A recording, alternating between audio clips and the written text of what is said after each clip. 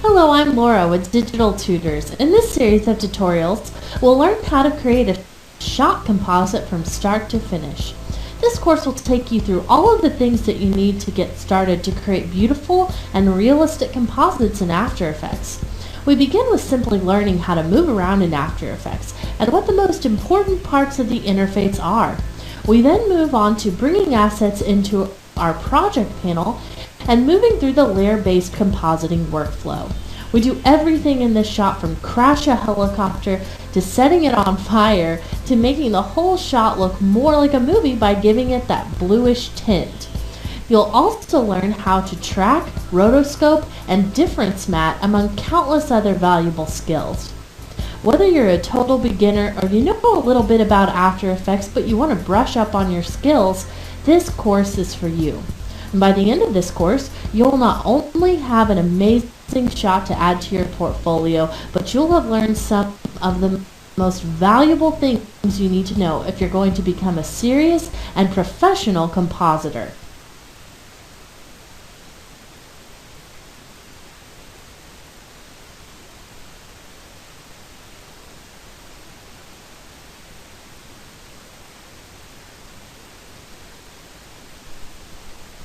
In this lesson, we're going to be navigating the interface of After Effects. So this lesson is mostly just to get you acquainted with the layout of After Effects and get you your bearings so that as we continue working through this course, you have a little bit better of an idea of where things are. Sometimes whenever you're starting a new software like this, you may feel overwhelmed by all of the buttons. And I am going to tell you that you really only need to worry about three main parts, just at least at first. So we've got three main panels that you are going to need to know what they do and kind of just what we are going to use them for. And they all are going to control our project in slightly different ways. So let's first talk about this area that's lit up over here with this little yellow line around it. This is the project panel. So this area is almost like the library of After Effects. Whenever you bring in a piece of footage or something that you want to work with that you created outside of After Effects, it's going to be stored over here. And then you can use those clips or photos or whatever it may be to put into your project and edit them in different ways. There's also other things you control from the project panel and other things that you create inside of After Effects that get stored in the project panel, but you mostly just need to worry about the project panel for now as a place where we're going to store things that we get from outside. So your project files that I have set up for you in your reference files folder of those project files we'll be importing in our next lesson, and they'll come right in over here in the project panel and you'll get to see that in action. Now the next panel that you need to worry about is this one. This is the composition panel. Now right now we don't have a composition, so you can see that it's totally grayed out and we don't have access to any of these little buttons because there isn't a composition here. But whenever we get our composition, whenever we create that, that's basically where the elements begin coming together as you start compositing them, hence the word composition. So there's not a whole lot to control here besides the idea of maybe the way you're viewing something. You can speed up the way you're viewing it by changing your resolution. You can zoom in on something if you need to work in really fine detail. That's what this area is going to be. And then this area down here at the bottom is your timeline. And your timeline is going to be where your layers are stored. So timeline is our third main important panel area. This is kind of the heart of where you're going to do most of your work. So a layer is basically a piece of footage, a photo, maybe it's just a solid piece of color, lots of different things that you can have down here in the layers panel, and the way that you stack those layers on top of each other is going to control the way that your composite looks up here in your composition panel. And that's going to begin to make a lot more sense once we start working with that. So there's other panels too that you can use to control things. So we don't have them open right now, but if I come up here to Window, and let's for example choose Effects and Presets. If I click that, it's going to bump this panel over, and I'll get this Effects and Presets panel. So effects and presets are things that you can add to different pieces of footage or your layers. And they are going to control it in lots of different ways. Just if you're kind of reading through these, you'll see some of the different choices you have with those effects and presets. So we won't be using any of these for a little bit. We've got a few more lessons, but in our next lesson, we're going to come into our project panel and start bringing in some of those pieces of footage from your reference files folder in your project files.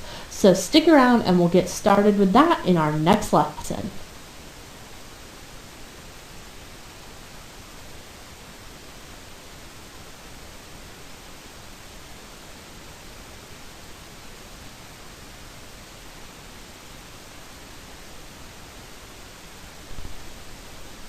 In this lesson, we're going to be importing assets to the project panel.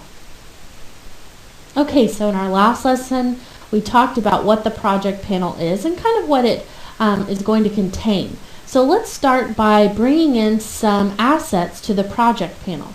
There's a couple of different ways that you can go about doing this, but my favorite way is simply to hover over the project panel with my mouse and right click, and it's going to give me a little context menu with a few options.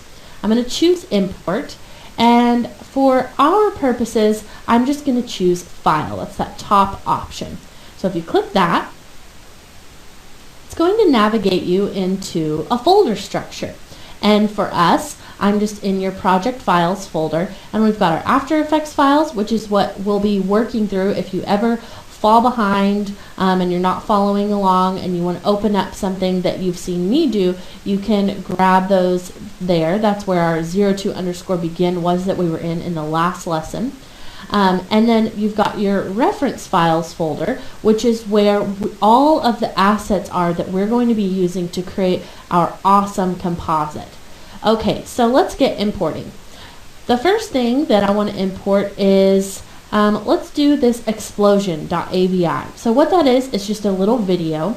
You can see that it says import as footage, and all of that means is that it's a footage layer. It's not a project. So if it was a project, it would come in as a folder.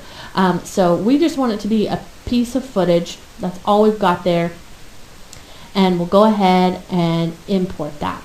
You see that that is going to pop up over here in your project panel, and it's got the name and some information about that, such as the frame rate, the duration of that based on this out point, and then also where that file is stored. Lots of good stuff.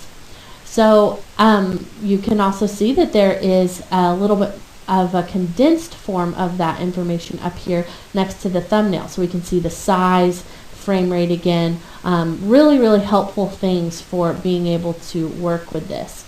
And this is a piece of footage from another one of our courses. If you would like to follow along with that, it's a Maya course, and you can learn how to make this piece of footage. Now, we haven't watched it yet, so we'll be doing that in a few later lessons, but let's continue importing to our project panel.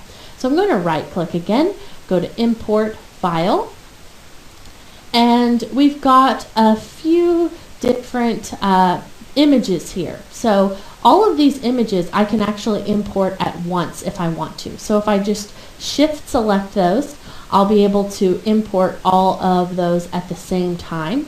Now let's say maybe I didn't want to import this Rubble 4. I can simply control click it and it will take it out of that selection.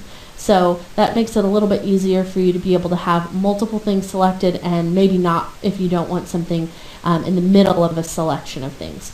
So I want all of those images, so we'll go ahead and import those as well.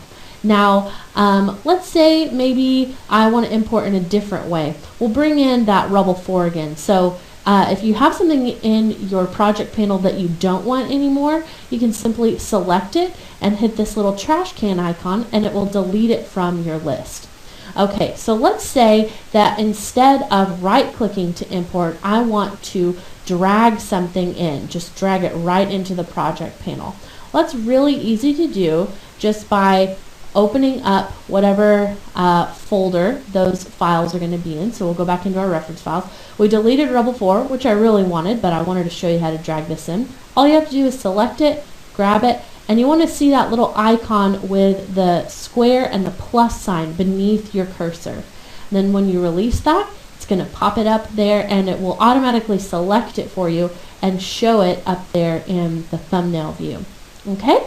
So now there's a couple other things that you can import to After Effects besides videos and images. So let's right click again and go back to our import file, and you see I have these folders up here. So I'm going to double click and we'll go into this fire one at first. So what this appears to be is a series of PNG files, and they're named in such a way that they create something called a sequence. A sequence is just going to be a series of images that is basically a video that has been distilled down to individual frames. So we've got frame 1, 2, 3, and so on. And when they're all put together and compiled, they make a video. And frames like this are really good for compositing. And some compositing softwares will only use frames. You won't be able to just bring in a compressed AVI like this. So let's go ahead and import our image sequence. Now, I've got, you don't have to select all of them. I've got just one of those selected here, and all I have to do is make sure that PNG sequence is checked on. If it's not checked on, it will only import this one file that I have selected. If it is checked, doesn't matter which one of these I have selected, it will import this as one piece of footage. So watch what happens when I click import. It will take a moment because it has several files to deal with there. But you see only one piece came in. It just is this one little piece right there, and it's got all of those images already compiled as a sequence. Now I have a couple of other sequences to bring in as well. So I'm going to right click, go to import file, and let's go up a directory back into the reference file. And I've got this street background. So that's kind of the same idea. But this time, instead of actually checking that box for the sequence, I'm just going to click import, and you'll see that I didn't even have to go inside of the folder. It automatically took me to the inside of that folder directory. So that can be kind of handy. Then once I have one of those selected, PNG sequence is checked because it recognizes that that's going to be a sequence, but you do want to double check just to make sure you're importing it correctly, and then hit import. Again, same idea as what we did with the fire. Okay, let's do one more here. So I'm going to right click, go to import file, and I've got, if we come back up to our reference files, I've got this other folder called robot passes. And inside of that, I have these 3 different folders, and they all have little sequences in them that are the composite, or the passes for the composite of the robot. So we need to bring those in as well. So you can select, hit import, and one of the interesting things about this is that these contain an alpha channel. And an alpha channel is going to be the transparency that a particular image will have. So this can come in as straight unmatted, which in my case actually works pretty well, or you can choose pre-multiplied, which is going to kind of change the edge of that a little bit basically, and maybe make the edge feel a little bit more integrated. So if you bring in something and you're not getting the result you want, you can try pre-multiplied instead of straight unmatted. But for me, that will work fine, and I definitely don't want to ignore the alpha because I need that transparency. So you can go ahead and say okay to that. And you can see that's the robot right there. Now I want to import those other 2 pieces, but I don't want to have to basically go through this process again. So this time, instead of going to import file, I'm going to choose multiple files. And now if I come up here and I go inside, let's say the ground shadow, I can select that, make sure target sequence is checked on, import, go ahead and say straight unmatted is good, and it'll automatically pop back open that import window for me. So that's a little bit faster than having to click down here and get that import window back up. And then the last thing we want to bring in is that heat. So bring in your gun heat, target sequence, import, straight unmatted, okay. And it'll continue opening it for you until you hit done. So the last one that you do, you'll hit import, and then it'll pop it up again, hit done. Okay, so we've got all of our assets that we're going to be using in this course imported into our project panel. So in the next lesson, I want to talk to you for a moment about working with image sequences versus compressed footage. And it has a little something to do with your frame rate. So stick around and we'll discuss that in the next lesson.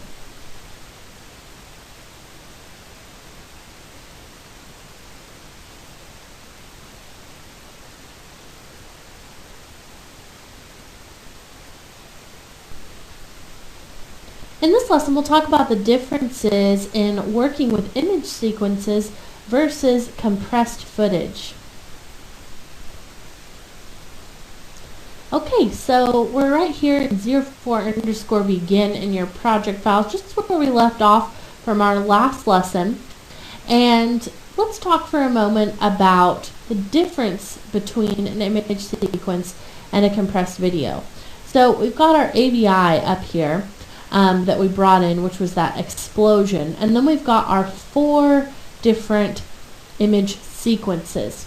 And the main difference here is that image sequences are going to come in at an interpreted frame rate.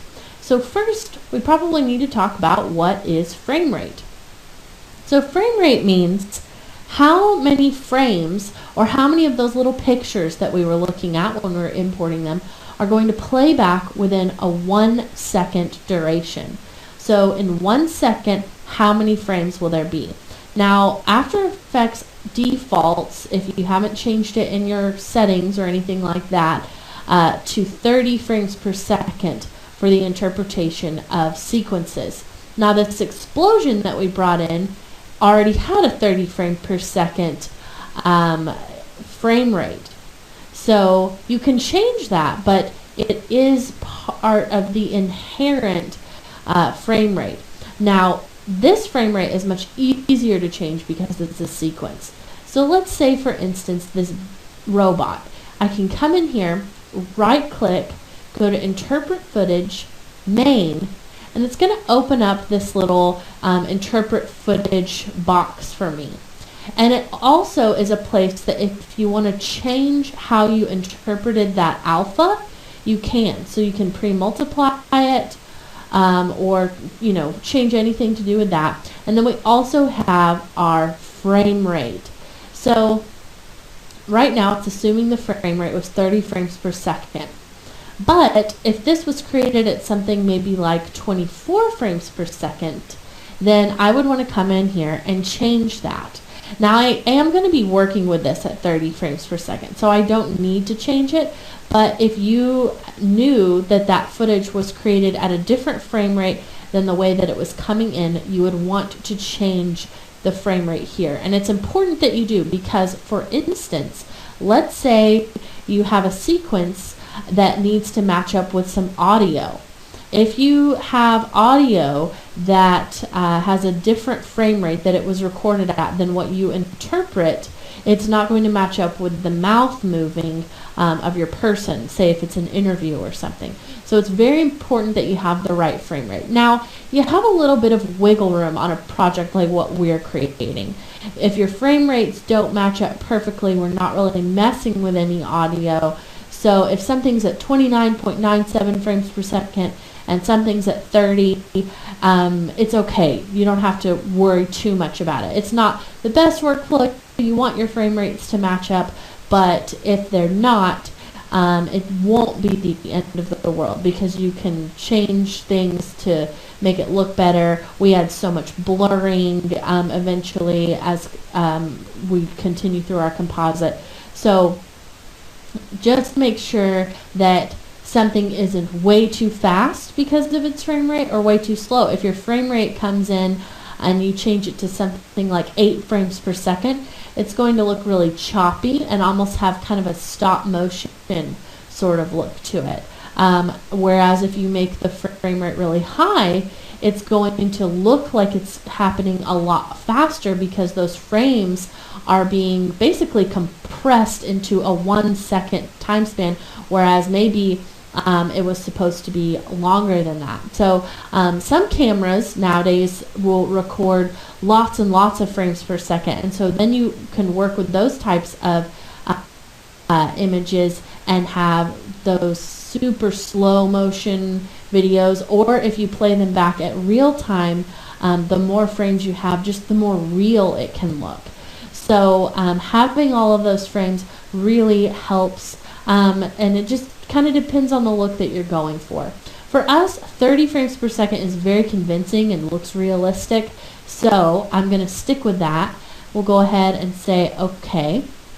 And now you understand a little bit more about frame rate, and luckily for us, everything is coming in at 30 frames per second, so we don't need to change those. So we'll come back in the next lesson and we'll create our first composition.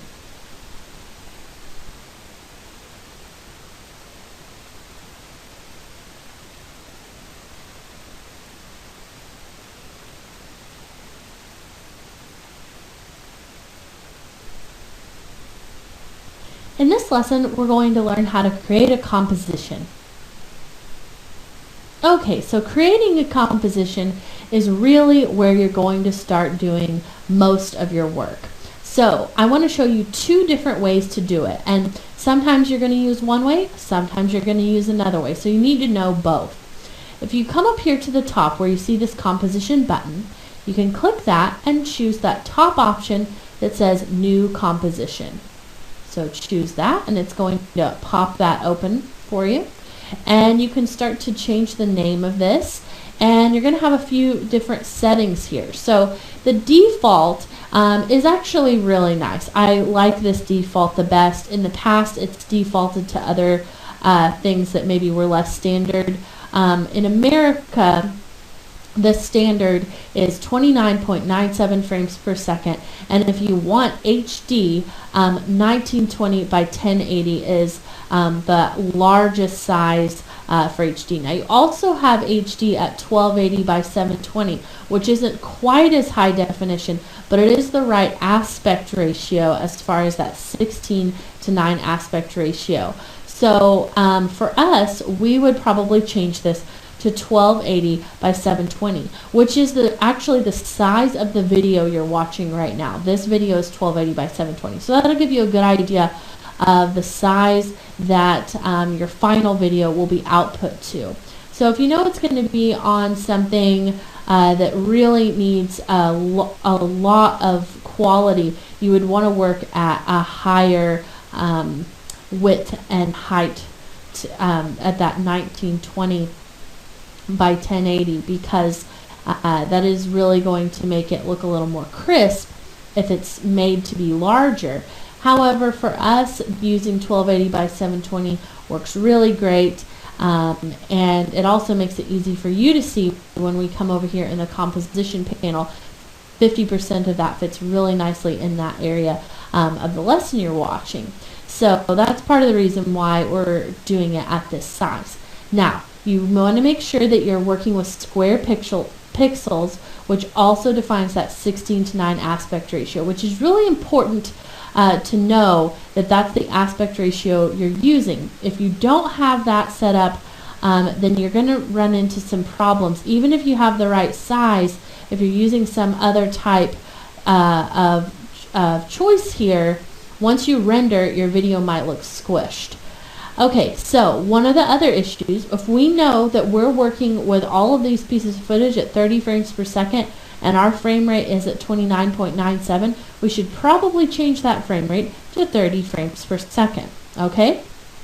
And then we've also got the resolution, which is right now set to full, which is good. That's what we want, but you could turn it down and then you'll be able to change it without having to come back into these composition settings. All that's going to do is change what the resolution looks like out here It's not going to change your render in the final unless you change it in your render settings once we finish at the very end. Now you've also got your duration and your start time code. Usually you're going to want to start your time code just like this, all zeroed out. But your duration you might want to be longer than 30 seconds. So you could change this maybe to 45 seconds or longer, but it's going to default to seconds. And if you want to work in frames, you'll have to change that in either your settings, in just your After Effects settings, or I'll show you how to change it once the composition is created. So now that we've created this, let's go ahead and say OK. So we have that all set up, and now we have a composition down here on our timeline, and we also have a blank composition in our composition window here at the top. So that's exciting. You've created your first comp. Now it doesn't contain anything yet because we have to put items in here. So let's say, for instance, I grab this picture and I place it inside of that composition. Now I can move it around just by left clicking and dragging it around that composition window.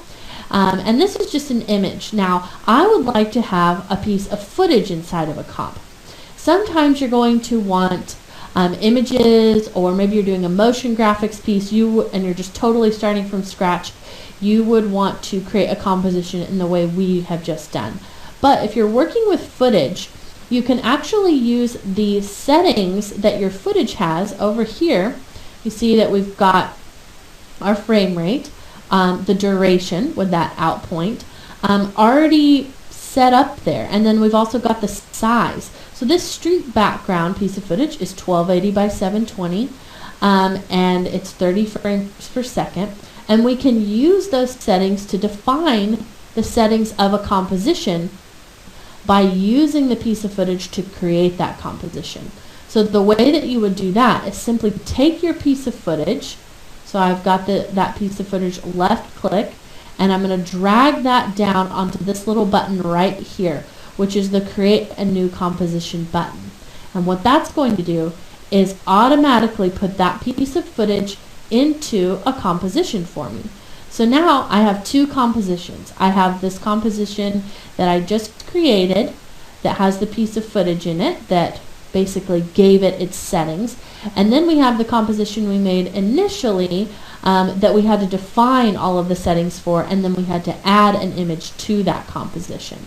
So depending on what you want to work with, it's up to you, but in my case I really like just defining the composition settings with the footage I'm going to use if I'm working with live action like this.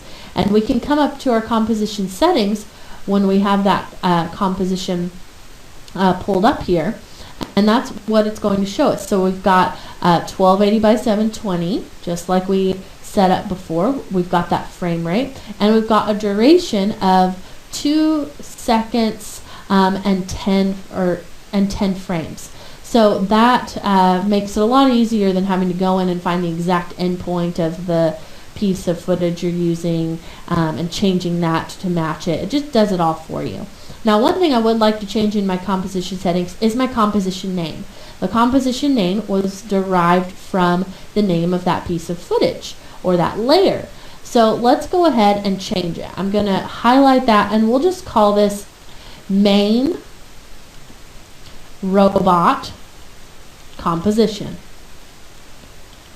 And I usually like to put the word main in front of the first composition I create that's going to contain all of the different pieces that I'm going to work with, because later I'll need to be able to find things over here in my project panel, and if it has the word main in front of it, it just makes it a lot easier. Now that's my personal naming convention. You don't have to call it main, but you need to have something that you know is defining that it's the uppermost level of your comp. It's the most important one that's going to contain things, because you can also put other compositions inside of this composition, and it really becomes kind of an inception of compositions once you really get working. So you do need to define that it's your main or your primary, something like that. So we'll go ahead and say OK, and you'll see that the name of it changed over here in our project panel. The name of it changed here in the tab on our timeline. And we still have that comp 1 that we created at the beginning. Now, I'm not going to be using this. That's just for an example. So if you have a comp that you don't want anymore, you can simply select it here in your project panel and again hit the delete selected project items little trash can icon. And if it's a composition, it's going to ask you if you're sure you want to delete it. So yes, we want to delete that. And it's going to take it out of the project panel and also remove it from the timeline. So you can see how we were toggling back and forth between those two tabs. Now we only have the one tab for our main composition. Okay, so now that our composition is created and we have a piece of footage on our timeline, it kind of jump starts us into our next lesson, which is going to be adding more layers to our timeline and then also previewing them. So I'll show you how to do those two things in the next lesson.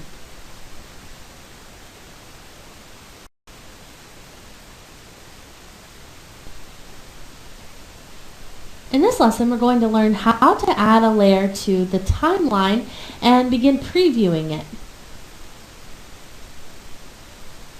Okay, so we've already inherently added a layer to our timeline by basing our composition on this layer right here. Just by basing it on that piece of footage, it's automatically added to the composition. But what if I want to add another layer, which is essentially what this compositing thing is all about. So let's come up here and grab that beauty pass of our robot. So we'll go ahead and grab that just by selecting it, left clicking, and dragging it down onto the timeline. Now, you see this little black line here. I'm still holding my mouse button down. Depending on where you drop that off is going to depend, or it's going to basically show up in that order if you had them almost like pieces of paper in a stack. If I come up here and I select this top layer and kind of scoot it over here, this one, you see that my robot was behind it. So by kind of placing those in this way, I don't really have this composited in the way that I want. I want my robot to be on top of the street. So I'll select that beauty pass and left click and drag it up so that that black line is on top of the street. And now you can see that the robot looks as if it's in the right place. It's in front of that image that's behind him. Now I kind of got these off a little bit. And instead of trying to get them just right back in the proper place, what we can do is just toggle this down, and where you see transform reset, just click reset and it'll put it back in place. So it's just this little arrow next to it. You can toggle down and click reset, and that'll place it right in the middle of the comp. Okay, so now that we have that in position, it already looks really pretty good, but there's lots of other things we're going to be adding throughout the rest of this course. But just to kind of get an idea of what we need to do next, let's preview this. So you probably saw me earlier kind of scrubbing along my timeline. What scrubbing is grabbing this line, which is your current time indicator, and pulling it along the timeline. And what it does is it shows you the frames that it lands on. So as I go across here, you see it's like almost like fast forwarding. Now, one of the things you'll notice is that this is getting really pixelated as I am scrubbing this. And in the most recent versions of After Effects, that's a new feature that's added. And the reason is because it makes it be able to scrub faster by degrading the quality in that way. And you'll see whenever I do this, up here in this upper right hand corner, just watch up here while I scrub, that little word adaptive resolution pops up. And you can see that sometimes it changes. So sometimes it's adapting to half resolution, like on this frame. And when I go faster, it adapts to 1/8, which is a lot lower, and you can barely see it. Now sometimes this adaptive resolution is not necessary. So you can change that by coming down here to this button at the bottom of the composition panel, called fast previews, and it's kind of darker gray than the others because it's chosen to be turned on by default. So if I click that, it's going to give me a few options here.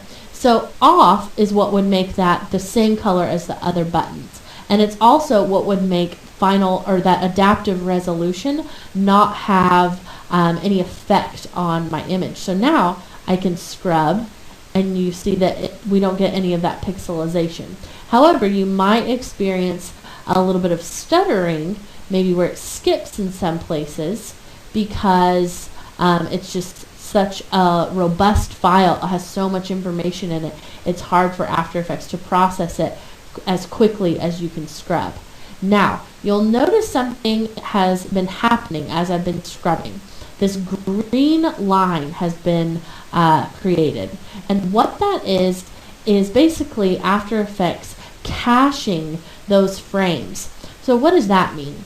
When a frame has been cached, it means that After Effects no longer has to calculate what's happening on that frame. Every single frame that we go forward, After Effects is having to do a mathematical calculation to say, okay, this robot is moving, the pixels are changing, and they're supposed to be on top of this street background. And if we added any effects or anything else really, that takes a little bit longer every time to calculate, the more things you add to your composite. So having these frames cached is really helpful, because once it's been cached, as long as you don't change something else, it'll remain cached, and it's going to make it that much faster for it to play back for you when you are finished. Now notice that maybe I want to change something, like maybe I want to move this robot over down here.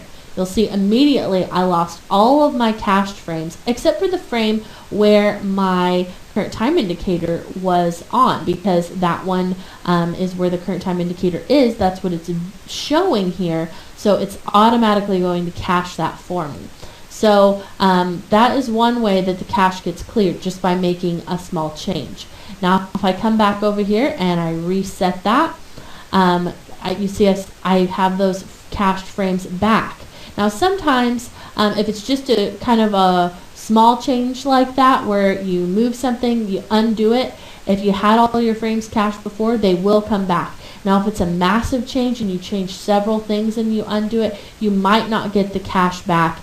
It just kind of depends on what kind of things you're changing. So I'm going to go ahead and move this down just a little bit so we lose those cached frames, because I want to show you the next part of previewing. So you're able to scrub to play this back, but what if I want to see it playing back in real time and not just me scrubbing the little playhead here on the current time indicator?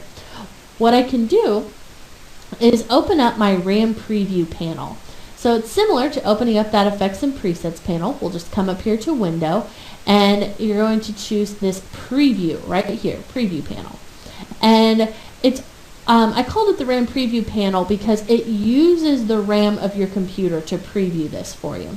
So the difference between a RAM preview and like a render is that the render uses the processing power to actually write out frames for you, so or a video of some sort. So if you rendered this, it would be creating something that you would be able to watch outside of After Effects. If it's a RAM preview, it's basically going to take these frames, which is what we have cached right here, this green, and it's representing the frames that are stored in your RAM on your computer right now. So After Effects is using the RAM to store those frames so that we can play them back more quickly and in real time. So if I want to play this back, you'll see it's defaulting to an automatic resolution, which means if it's going to be too hard for it to process, it might downgrade your resolution a little bit.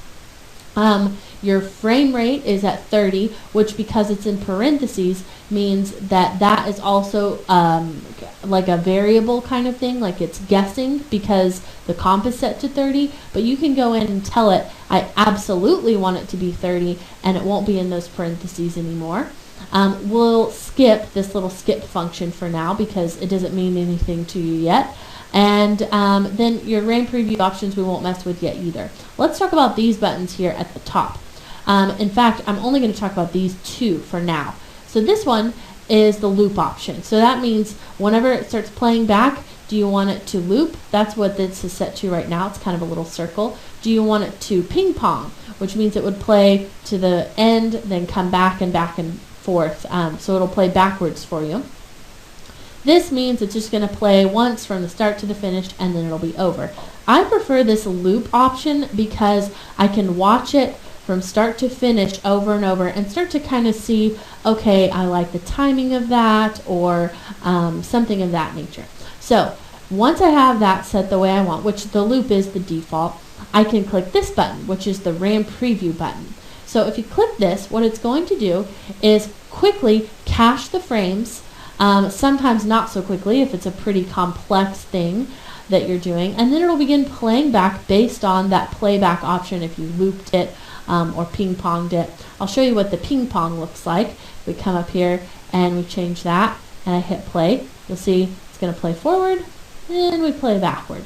So you can kind of see how that looks a little bit different than the loop. So sometimes it's necessary to watch it backwards to really see if what you did looks correct. Just totally depends on your preference. Now there's other ways to RAM preview without using the preview panel. There's a few keyboard shortcuts which we're going to be using a lot throughout this course. Okay, so the first one is you can use your space bar. So if you just hit the space bar, it's going to just start playing the video for you. If you have audio, you won't be able to hear it. Now I don't have audio in this comp, so it doesn't really matter. One thing to keep in mind is that sometimes this playback that we're doing with the space bar is not in real time. Sometimes it will kind of slow down if it's a little bit heavy on your processing. Now, to get a true RAM preview with a keyboard shortcut, you can hit the 0 key on your number pad. The 0 key on your number pad is different from the 0 key along the top of your keyboard. So along the top you have those numbers in a row, and then your number pad, if you have a full-size keyboard, is going to be on the far right. And hitting the 0 key, which I'm going to do now, will start that RAM preview. So for us, we're working with something that's really simple. We've just got 2 layers. And so it was able to cache those frames really, really quickly. So by having that in that way, you know, we didn't really have to wait very long. But sometimes you can wait a long time for a RAM preview, and you'll be able to see that little green bar creeping along, and you're just waiting on that. So in our case right now, hasn't really happened, but later we're going to get a lot more things in here, and you'll start to really appreciate how fast this RAM preview went.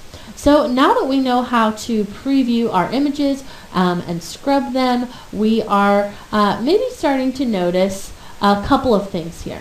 So the first one is that there's no shadow underneath our robot. So he kind of looks, you know, even when it's still, like this back leg is just kind of floating in the air. There's no shadow to ground him.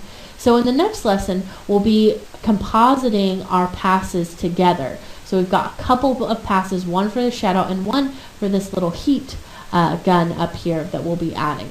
Now, one other thing you may have noticed, which we're not going to address in the next lesson, but we will get to it, is that his front foot is not grounded either. Even though it has a little bit of a shadow, which, you know, is the issue with his back leg, it doesn't have a shadow, it's still floating across. And that's because the shot for the robot doesn't have any kind of camera movement in it. If I turn off my street for a moment and we just scrub the robot, you'll see their camera does not move, only he moves. Now, if I turn off the robot and turn on the street, which I'm just doing with these little display icons over here, these little eyeballs, you'll see that the camera on the street moves quite a bit. We get this little pan from left to right. So we need to address that eventually and tell that robot that we want him to move along with our shot. So there's several things just from playing this back that we have noticed that really need to be taken care of. So we'll address the shadow issue and also add another pass to our composite in the next lesson.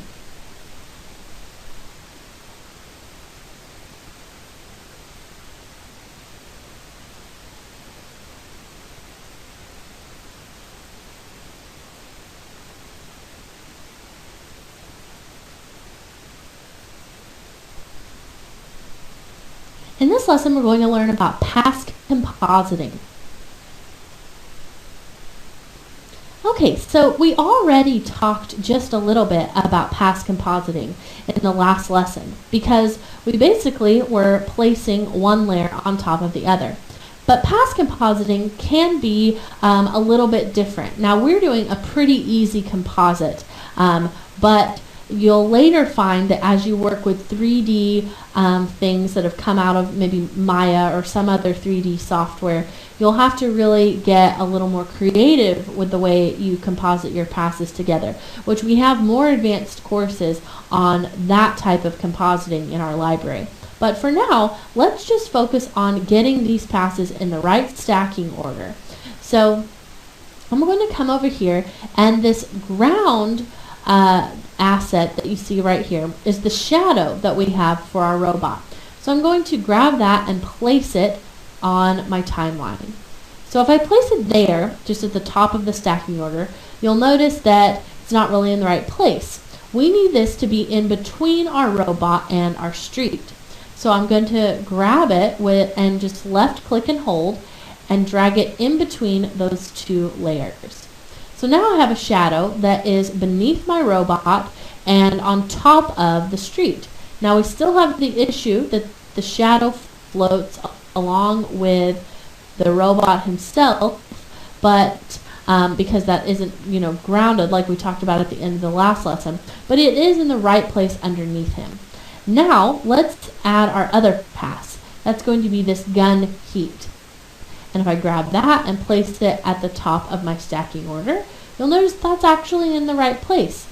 But if I scrub backwards a little bit, it gets off where it's not really in the right place over here. If I come back further, you'll see basically at this point it would have been behind the robot because his gun kind of turns around. You'll see it's turning and then faces us. But that heat pass didn't recognize when it was rendered out of the 3D application that it should be covered up by this geometry. But that's okay. We can deal with that once we start really getting into some of the keyframing and other things that we'll be doing. But we do know that for most of this shot, we want it to be in front of our robot. If we put it behind that beauty, you'll see it doesn't even show up. And you would probably only see it for just a very small minute, just kind of right there. I can barely see the edge of it. I can see the edge of it just a little bit right there. And so, again, we want to have that on top of the beauty pass. So in After Effects, compositing is really simple. All you have to consider is it on top, and just kind of add layers on top of or behind based on the way that you want them to fit together. So later we'll be changing this so that when we're at this point in our composite, it's not visible because that looks like an error. But we don't have to worry about that yet because we haven't learned how to set keyframes, which is going to be the key for causing that to disappear.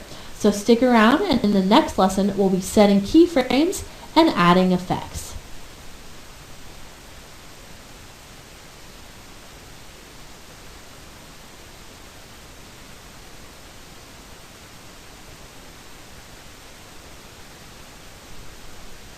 In this lesson, we'll be setting keyframes and adding effects. Okay, so in our last lesson, we talked for a little bit about our pass compositing. And now I want to add an effect to one of those passes that we placed on our timeline. So we have this gun heat piece right here. So I want to use an effect on this. And effects are things that we can use to add to layers, to do anything from color correction to motion blur to making something glow. Now glowing sounds like fun and is really what I want to achieve for this gun heat pass. So let's add some glow to that image. So if you don't have your effects and presets panel open, you'll simply want to go to window and make sure that that's checked on. It's checked on, it's open. Okay, so we have this over here, and you can search for things in a couple of different ways. If you know where glow is located in these drop downs, you can find it through these. But a lot of times, if there's just something you want to do and you maybe don't know what it's called, you'll probably have the best luck just typing it in. So if I type in glow, I'll pull this over so we can read those a little bit better. There's actually a few different things that come up for glow. Now, this stylized glow is one of the easiest to use glow effects. There's also Radium Glow, which is a Red Giant plugin. So if you don't have the Red Giant suite, you might not see that Radium Glow. So this glow, the one that comes under Stylize, is standard with After Effects. So we'll go ahead and drop that on to our gun heat. Okay, so if I zoom in here, I'm just middle clicking to pan that down so I can really get zoomed in on it. You can see that it's glowing just a little bit. Now, if you didn't see the change between what it looked like at first and what it looks like now, you might not notice a difference. So I can turn off the effect of this glow by coming up here to my Effects and Presets panel and toggling on or off that FX. You can also achieve this by dropping down on the layer that you added the effect to, going into that effects drop down, and then you'll see that same little FX icon there, and you can turn it off here as well. Now this FX is going to turn off all the effects for the layer. So if you have other effects on here as well besides glow, it will turn those off too. But in my case, it's the only one I have, so I don't have to worry actually about dropping that down. I can just turn it off right there if I have my toggle switches and modes. You can see that will give you a few different options, but I want to start with this switches for what we're working with right now. Okay, so we're looking at the glow on this gun, and I think I'd like it to glow a little bit more brightly. So let's see what happens if we turn up the glow intensity.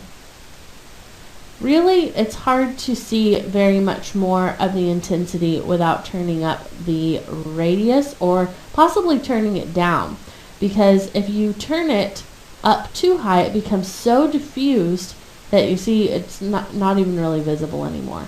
So think about maybe actually turning it down a little bit to get that closer to the gun, and that's going to help you with that. And then you can play around with the threshold, which really is going to show you kind of where those super bright parts happen, and then where it just is going to kind of fall off into that orange is what we had before. So if I turn this all the way down, it's almost like it's glowing white.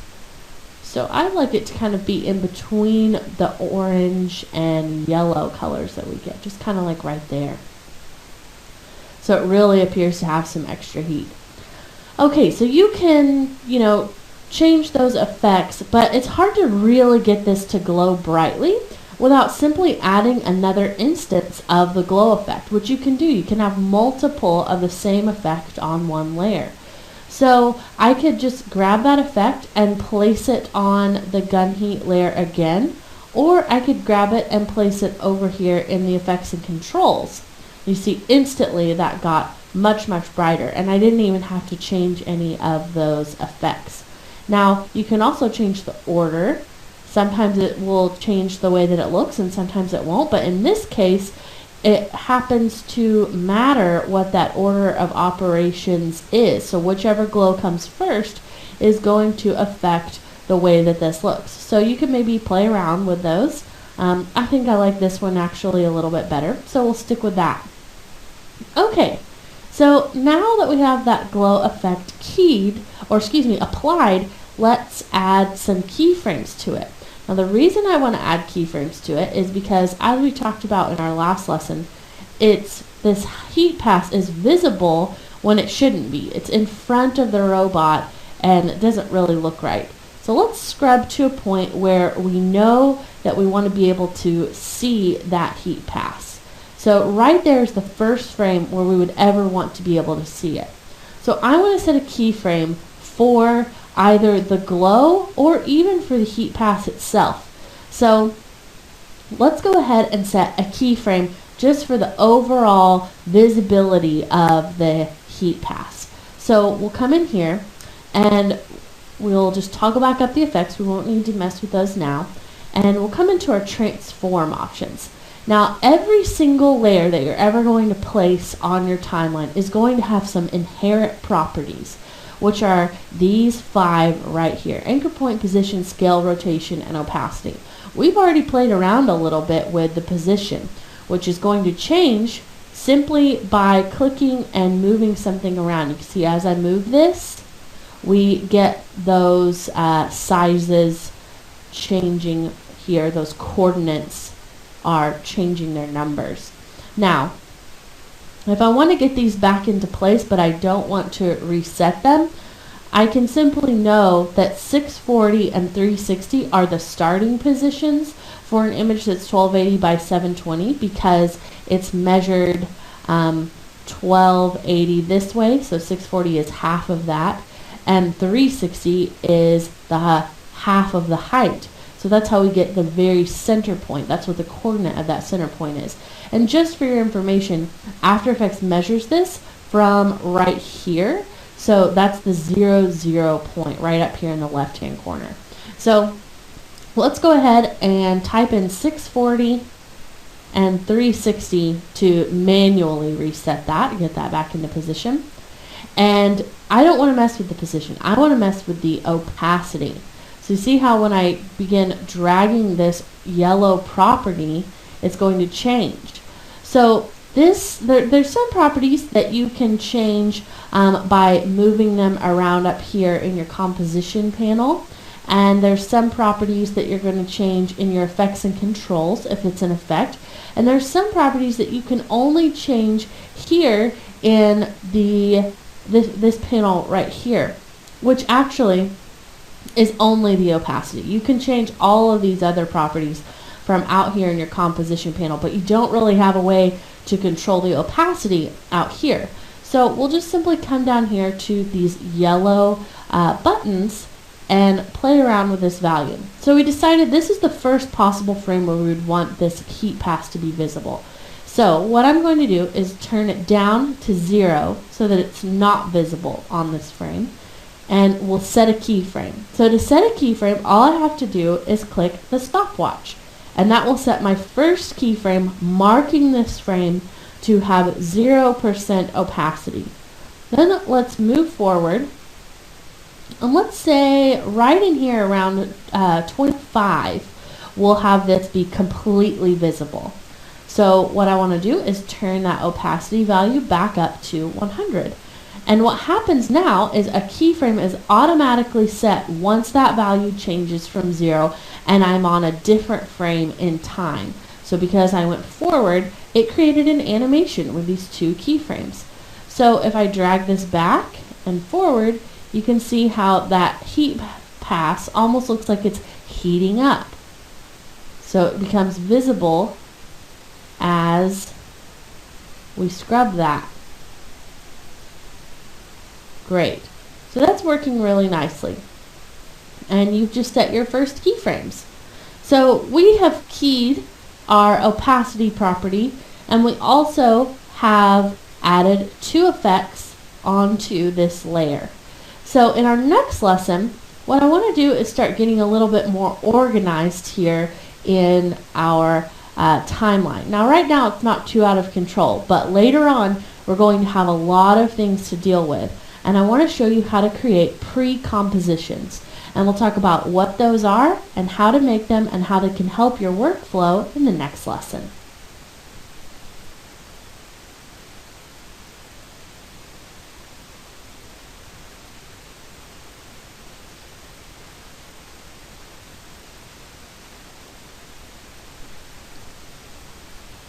In this lesson, we're going to learn how to make a pre-composition. Okay, so earlier in this course, we learned how to make a composition. We can do it by hitting the new composition button down here at the bottom of our project panel, or dragging a piece of footage into it, or just going through the composition menu here at the top. Another way you can create a composition is by selecting layers that are already in your composition here on the timeline. And then you create what's called a pre-composition. And what happens is those layers are basically combined into one layer that contains them on the inside. So it's like you're nesting them together. So let's go ahead and create one of these for our robot, because you'll notice we've got this piece for our robot, that's the gun, this piece that is our beauty pass, and then this piece for our shadow. That's a lot of things to keep track of in our main composition. So we can pre-compose those three layers into one layer that we can just call robot.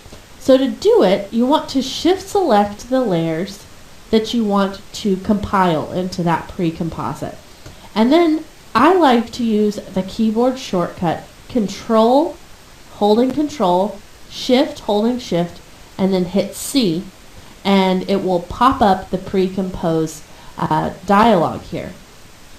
So it's going to ask you for the new composition name, which we just talked about. We'll call this robot. And in our case right now, we only have the option to move all attributes into the new composition.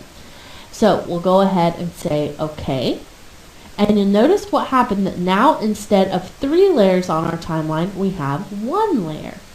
And so now, if I want to move my robot around, I can simply select that one comp, and it's going to move all 3 pieces, his shadow, his body, and the gun, all at the same time. And I'll just hit Control Z to move them back into place. Now, what if I want to get to those individual layers? I can simply double click on that robot comp. So double click.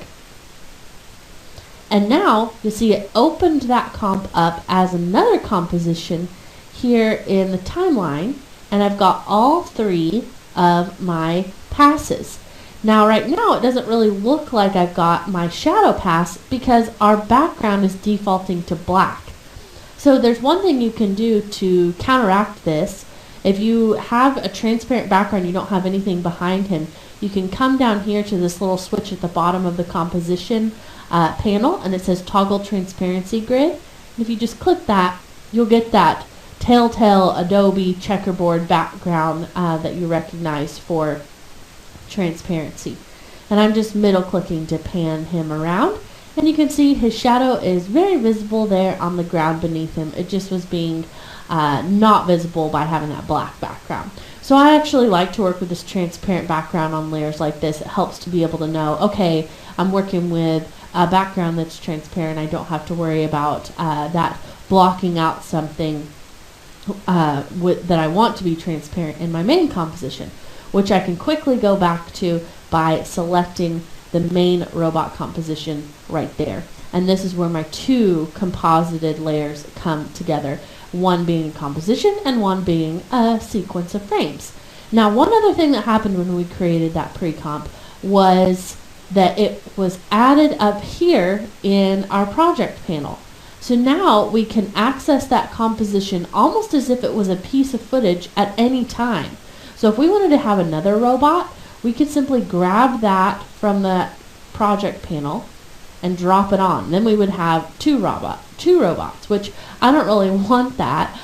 So I'll select it and delete it. But just know that you can grab any composition that you create from this panel and then put them inside of other compositions. Now this pre-comp for the robot, we could nest even further. If I wanted to just pre-comp one of these layers and put them inside of a pre-composition, I could do that. So let's try it out with something like our ground shadow. Now you don't have to do this. I don't really have a specific reason. This is just for demonstration purposes. But if I select, let's say, the ground shadow and I hit Control-Shift-C, then that's going to pop up my pre-compose menu again. Now this time I have a little bit of a different choice. Because I'm only pre-comping one layer, I have the option to leave all attributes in robot, or to choose what we chose last time, to move all attributes into the new composition. So here is what mostly changes with those two choices, and sometimes it's going to be very important to make this choice, and sometimes it won't matter as much. If you're only pre-composing one layer, and let's say that that layer has an effect and some keyframes on it, like our gun heat, for example. If I pre-compose that layer, I have the choice to leave all the attributes in the robot comp, or to move all attributes into the new composition. So right now we're in the robot composition, and attributes are things like keyframes and effects. So what will happen is the effect will remain applied to the composition here in the robot composition. Now this one doesn't really have any effects, so let's actually cancel that, and I'm going to show this to you with the gun heat so you really can see what's happening. So for example, we have our effects right here, and you can tell that we have some keyframes inside of that transform menu. So if I select this gun heat and we try to pre-comp that, I'll hit Control-Shift-C. It's going to pop that open. Again, we've got our leave attributes and our move attributes. So let's say I want this layer to be pre-composed, but I want to leave the keyframes here. I'll leave that, leave all attributes checked, and hit OK. And now if I open that back up, you see I still have my effects and I still have my keyframes. But if I double click this, I can go in and have the unaltered, no keyframes, no effects on the layer. Because you can know that because you can see that this is visible whenever we had set those keyframes on that heat pass to make it invisible at the beginning. So this is kind of the unaltered version of that. Then if we go back into the robot comp, we have the version that has the keyframes and the effects. Now, I'm going to undo this, so I'll hit Control-Z. So now we don't have that pre-composed anymore. It's just the layer with its keyframes and effect. And we'll hit Control-Shift-C with it selected again. And this time I'm going to choose Move All Attributes into the new composition. And I'll go ahead and say OK. Now, if I toggle this down, you'll see we don't see the keyframes and we don't see the effects. That's because they have been placed inside of the gun heat composition on that layer. So now I basically have this layer free to do with what I want. I don't have any effects on it or any kind of keyframe. So if I double click though, I can come inside of this layer and start to see those effects and keyframes have been applied. Now, this is necessary to know because sometimes you are going to want to leave the keyframes on the outside so that you can do something else on the inside of the comp. Maybe you want to add a different effect that needs to happen beforehand, like some effects don't really work very well with other effects. For instance, adding motion blur on the same layer as a effect like glow. So if I added a post effect of motion blur with that glow turned on, they don't really play very well together because that's already kind of blurring it a little bit. It starts to look strange. But I can do what I've done here and pre-compose it so that the glow is happening first and the motion blur could happen later. I could put it on this layer right here. So there's lots of different things to keep in mind when we're talking about pre-comps. But it is a workflow that is essential to everybody that's going to work in After Effects. And we're going to start using them a lot more throughout this course. For now, though, we've just kind of barely dipped our toe into the pool of pre-compositions. Mostly just by pre-comping our robot. So we've got our 3 robot layers here.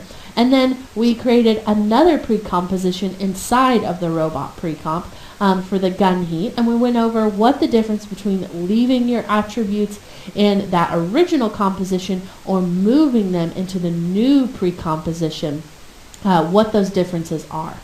So in our next lesson, we are going to step away from the timeline and the compositions for a moment, and we're going to talk about the project panel again.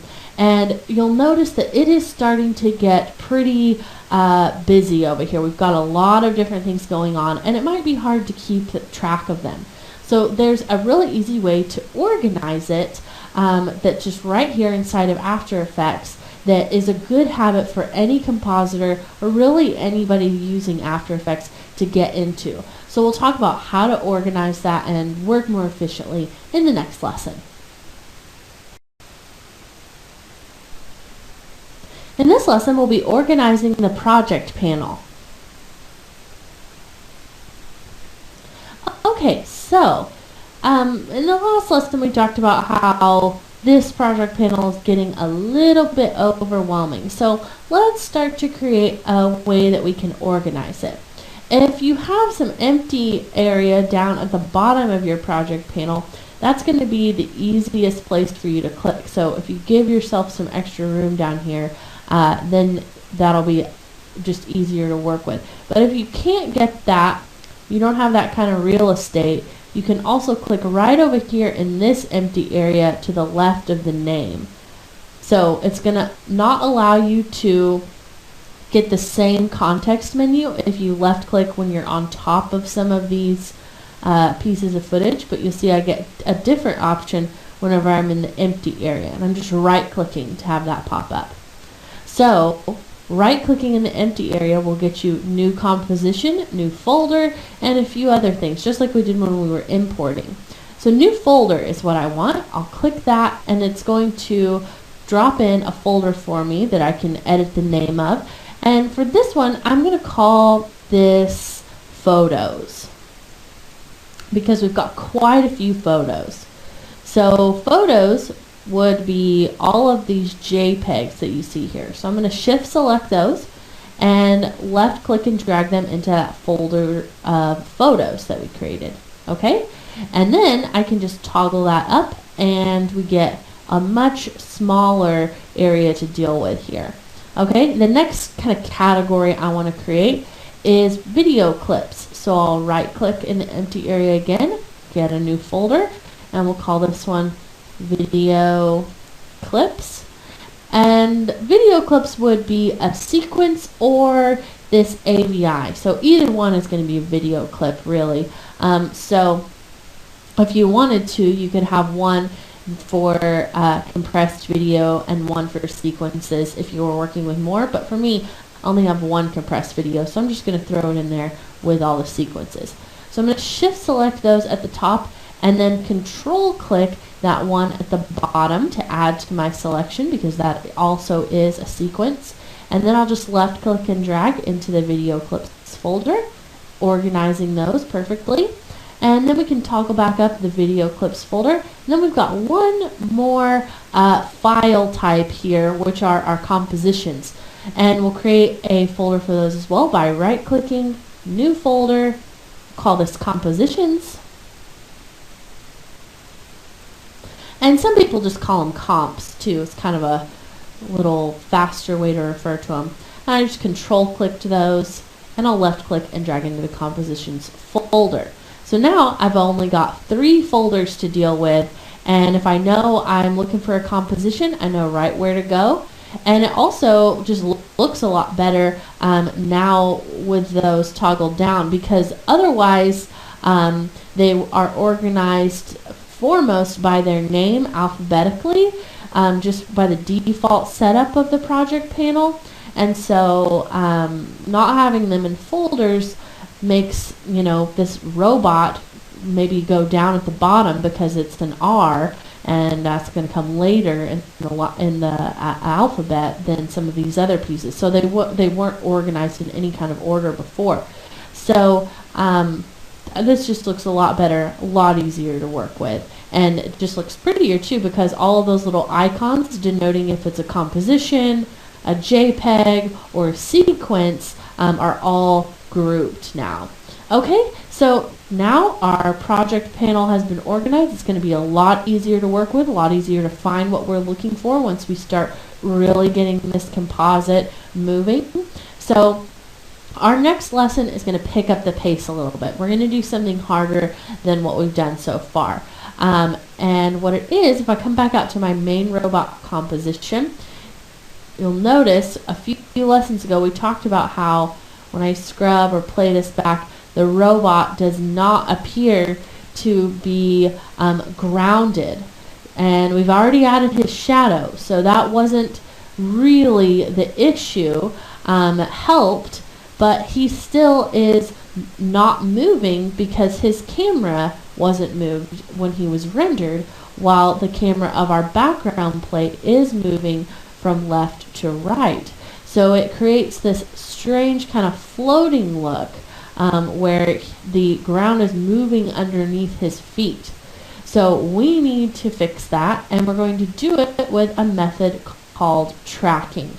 So stick around, and I'm going to show you how to create a track and what you want to keep in mind when you're tracking in the next lesson.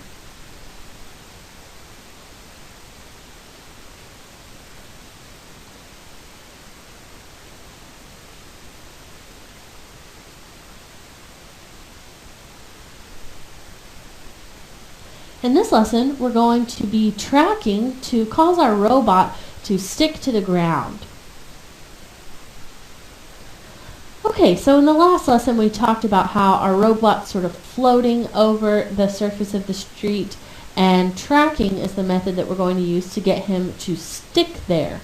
Now, tracking is what you do when you need data from your moving footage to make something either follow along with it, or sometimes you need to maybe stabilize something, or maybe you want to make an image kind of stick to a surface. And you can use tracking for all of these things. It's going to save you time, and it's more accurate than moving the image by hand and setting position keyframes. So for us, we want to make that robot appear to be kneeling on the ground instead of floating over its surface. So let's go ahead and open up our tracker panel. I want to give myself more room to work with, so I'm going to close the preview panel and the effects and presets panel first. Then we'll come over here to window where we got our effects and presets panel from earlier, and this is also where the tracker panel is located. Okay, so we'll turn on that tracker panel right there, and it snapped it into place up here for me, but if you would like to have it in a different place, you can grab the tab and move it around. So if you grab that tab and put it over here, yours may have appeared down here by default. I really like to have mine up here right there on the edge of that composition panel.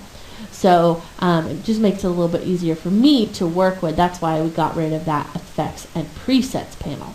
Okay, so let's talk about some of the different options we have here. We've got our track camera, warp stabilizer, track motion, and stabilized motion. So warp stabilizer and stabilized motion are both going to be options for fixing kind of a shaky camera. Tracking your camera is going to actually take into consideration what is happening in your scene, and is kind of, it's almost as if it's moving the camera and it's figuring out what the camera did. The tracking motion is going to track a specific thing that your camera captured, which is what we're going to do.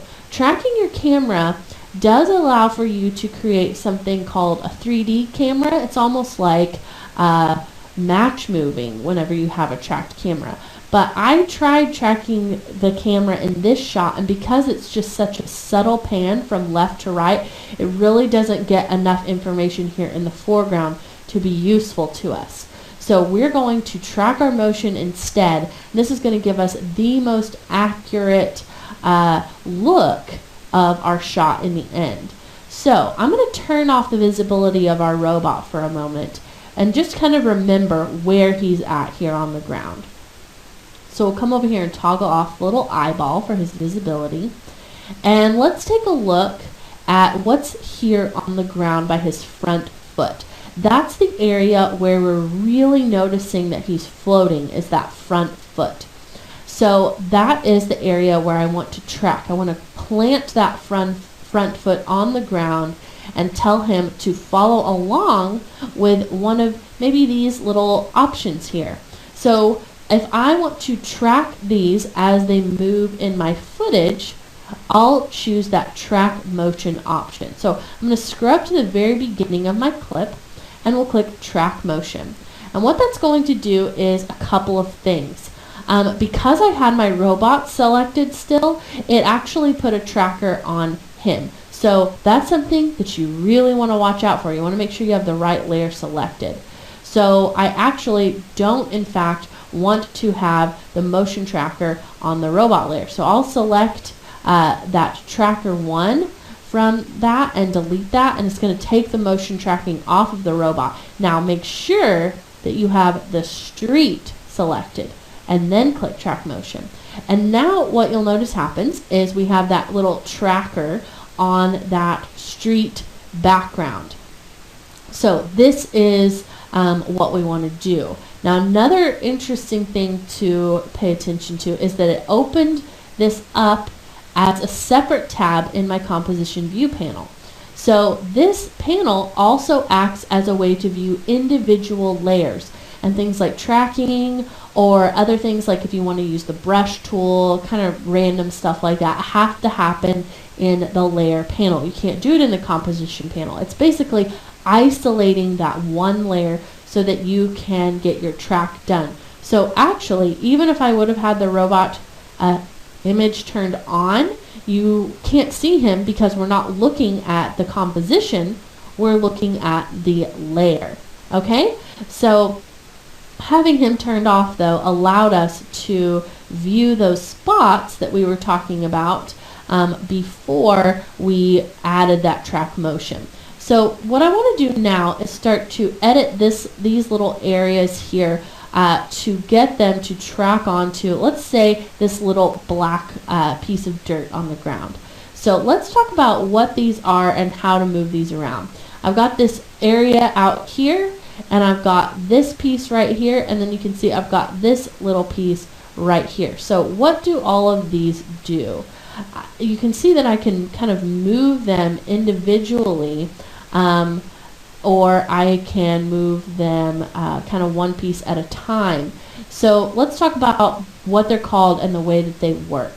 This area right here is called the search region, and it is the area that from frame to frame my After Effects is going to look for the thing that I'm trying to track. So if I'm trying to track the motion of this little piece of dirt, I need to have this area big enough so that within one frame that piece of dirt will stay inside of this area that it's searching for.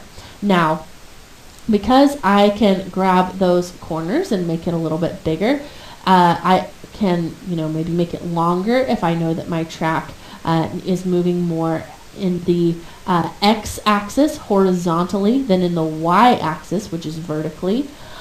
So you can kind of decide how you want that search region to look based on just scrubbing your footage and knowing what your footage is doing and what your attributes are doing inside of your footage. Now, the next thing I have is this region right here, which is the feature region. The feature region needs to be able to hold, again, within its little box, what your entire feature is that you're tracking. Now, in my case, I am only tracking a piece of dirt that's very, very small. So my feature region is actually going to be the same as what my next thing is. We're going to talk about this piece, my attach point. So let's say I was maybe going to track instead this whole area of concrete right here. My feature might be, this line and this line and this line, but my attach point would be, maybe right there, kind of where those two little lines come together. Now, your attach point is important because that's where you want to put the area that you see the greatest amount of contrast. So right here in the middle is where I have the dark area that meets the lighter area of the ground. So the dark area of the dirt, the light area of the ground. So that is important to know. That's where you want that attach point to be. And in my case, the feature region will barely be larger than that. Now let's talk about moving this for a moment, because it can be kind of tricky. I can't move by grabbing this outside edge here and move everything. If I'm just on the edge, you see it's only moving the search region as a whole. Or if I grab the corner, it's going to change its size, which is fine. But sometimes, what if I just want to move the whole thing together, and including that attach point? I'll want to click in between the search region and the feature region. So in this area right here, and that will move everything, including the attach point. If I want to move everything besides the attach point, I would grab the edge of the feature region. So you see now I moved all of those, and the attach point stayed over here. So if I move again in between, clicking and dragging in between the search and feature regions, it's going to move everything, including the attach point. So let's move this down, and you can see After Effects gives us this nice little magnification, and we'll place that right on top of that piece of dirt, and then I'll grab my attach point and we'll put it into place. Now, one thing to keep in mind is if your search region and your feature region are too large, then it's going to take a lot longer for After Effects to calculate, more pixels to search. So I'm going to make this area smaller because I know it's not moving very much in the shot. Okay, so we'll kind of get that centered back on there, just like that. And then let's go ahead and start to track this. So to create a track, you probably want to start either at the beginning or end of your footage, but if you need to start in the middle, you can track backwards and forwards at the same time. In my case, I'm just going to track from the beginning to the end, and the way that you do it is by coming up here and choosing the ways that you analyze. So this right here is going to analyze me forward, and it's going to analyze until the track breaks. So if I have a bad track that moves around a lot, it will stop itself.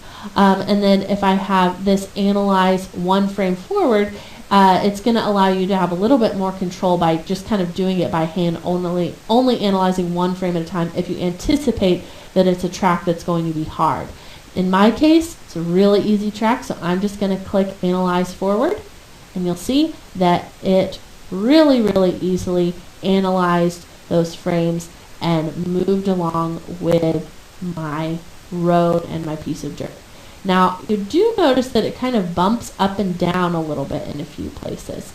And that's really okay for me because I am not going to be applying that up and down data. Because our camera is only moving from left to right, I'm not really too worried about that. I'm just going to only apply the X data.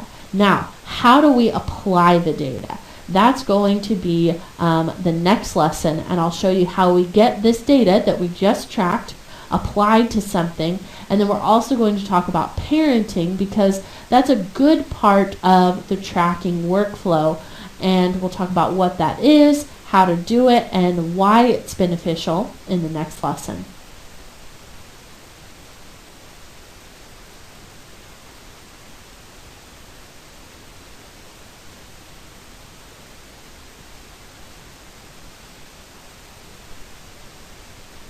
In this lesson, we'll be applying our tracking data and parenting our robot to the object that that data has been applied to.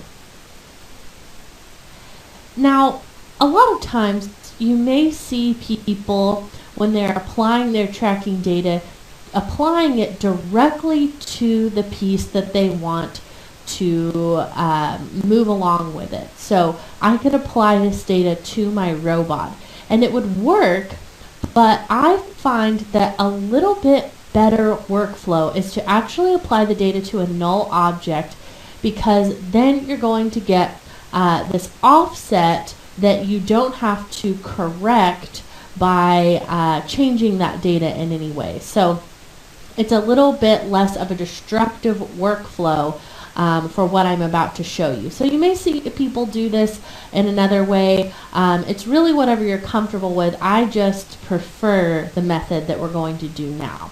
Okay, so let's come up here to Layer and go to New, and we're going to create a new null object. Now let's talk about what a null object is for a moment. If I jump back over to my composition, you'll see I have this little red box, and I can move it around wherever I want. But basically a null object is kind of like a control. It's an object that's not going to show up in your render. It's simply a marker in space, a position, if you will. So having a null object can be really powerful for doing things like controlling your camera, or in our case, attributing tracker data to, and then we'll parent our robot to that null object. So you'll see why this is important in a moment. So let's go back over here to our layer where we've got our tracking, and I'm going to come down here to our street where we've applied the tracker, and now let's talk about what we need to do next. So once you've got your tracking data created, and you're going to, if you've decided you're going to apply it to a null object, you've created the null, we probably want to rename our null. So I'll right click that null object, go to rename, and let's call this robot track. Okay, so then what we want to do is come over here to our tracker menu again. Make sure that you have these buttons available to you. If you don't have that tracker selected, you can not have access to these buttons. So the way that you get it back is by making sure you come in here to your street and selecting that tracker 1, and that will ensure that you have access to those buttons. Okay, so what we need to do now is edit our target, because we want to make sure that the motion that we've tracked is attributed to the right layer, which is going to be our robot track layer that we just created through that null object. So if you click edit track, you see that it is defaulting to robot, which is the second layer. So we want to drop that down and change it to robot track. Okay, then you'll go ahead and say okay, and then all you have to do is click apply. And then it's going to say, what dimensions do you want to apply? If I drop that down, you can see we've got X and Y data, X only, and Y only. X is going to be the side-to-side motion. Y is going to be the up and down motion. So if you have something like, if you look at my mouse, you have something in your shot that kind of moves like this, you would definitely want to have X and Y, because my mouse is going side to side and up and down. My shot is only moving from side to side, so by giving it the Y data, I'm probably only going to introduce errors and jittering. So I'm going to say only give it the X data, and that's going to give me a little bit more accuracy. Now that's not going to be true every time. It totally depends on what kind of movement is happening with your camera in your shot. Okay, so we'll go ahead and click OK. And it's going to snap us out of that layer mode back into our composition. And now if I select that track, you'll see it has these little dots on it. And those represent the keyframes that have been set because of the keys on the motion tracker. So if we drop down that robot track and look at its transform, it has set a keyframe on every frame for the position parameter of our robot track. So if I scrub through here, you'll see that tracker is moving along. Now it's up here kind of in the middle, but what's important is that it's got the data from my tracker. So I could have moved that null and placed it down here. It doesn't really matter where the null is positioned, because it's going to get that data from the tracker one way or another. But because we've got that placed, right here, sometimes when you add tracking data to something, it might change its position and then you get an offset. So you will notice that my null here over at the end of the shot is not right in the middle anymore. So it's been offset by the tracking data. And because I don't want to deal with having to move that robot around and get it back into position, when I give the data over to my robot, if I use this null object, I don't have to mess with the offset. It's going to stay in the position that I want, but move along with the tracking data. So how do we get the tracking data from the robot track on our null object to the robot in our pre-composition? Well, we're going to use a method called parenting. So parenting, if you've got your toggle switches mode set to switches right now, you'll see parent right here. So parent is this column that has this little drop down that defaults to none, and then has this little spiral. And this spiral is called the parenting pick whip. So what you do is whatever layer you want to receive attributes from another layer, you'll grab its parenting pick whip, the layer you want to receive, and draw it over to the layer you want it to borrow from. And that will tell that layer that you are grabbing its pick whip to become the child of the other layer, which you will then say that is now your parent. So in my case, if I toggle this up, I want my robot to become a child of my robot track. I want my robot to say, I'm going to move along with you, robot track. So what I do is I select my robot layer, I grab my parenting pick whip by left clicking, and you can see I can pull this around and I've got this little line. And then I'll drag it up to the robot track and release it. And now what happens is instead of none in that drop down, I've got a choice for what layer I want it to be parented to. And right now, because I dragged the pick whip to the robot track, it has this little black dot signifying that it is the child of robot track. And you'll notice also that the robot didn't move. He's still in the same position. And what's great is because I've got the position data on the robot track null, I can grab the robot and move him anywhere I want to in my shot, which is helpful because if I undo this, let's just watch this through. I'm going to hit the 0 key on my number pad so you can see the effect of the track. So you'll notice probably a little bit already just watching it in Rain Preview. He's now stuck really nicely to the ground. The ground is no longer moving underneath him because he sees the data from that track. However, all of those keyframes are placed on the robot track. So if I came in here and let's say tried to move the null object, it's going to move the robot as well and cause a pop in my footage because that position data changes for that one frame where I made that movement. So I'm going to undo that. But because I have this robot track null object acting as kind of a buffer or the offset in between my street data and my robot, the robot itself I can select and grab and move anywhere I want, and it's still going to move along grounded to my shot. So that is incredibly powerful to be able to just move around the object but still get the tracking data because you're using parenting and a null object. It is the least destructive way to work because otherwise what I would have to do is go in and edit every keyframe on that null object so I don't get a pop. I would have to edit them all to have the offset that I can easily achieve just by moving the robot layer around. It's a little bit of extra work to not attribute the data directly to the robot, but it's well worth the effort. So I just undoing those movements because I actually am happy with the robot being in the middle of the street. But if I need to move him over a little bit this way or that way, we're prepared to do that.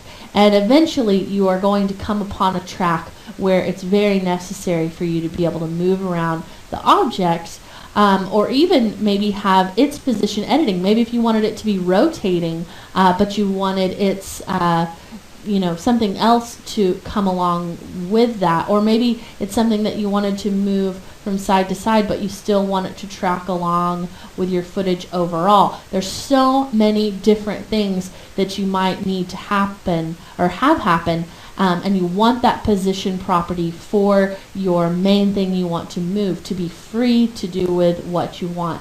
And you can just use that null object as your data. Another benefit of this is that if we want to place anything else in our shot that is parallel in the distance of our shot with our robot, we can reuse that robot tracking data. So we could, let's say if we wanted to put a little piece of rubble right here on the ground, it's parallel with the robot's foot, so it's going to move at the same speed in time.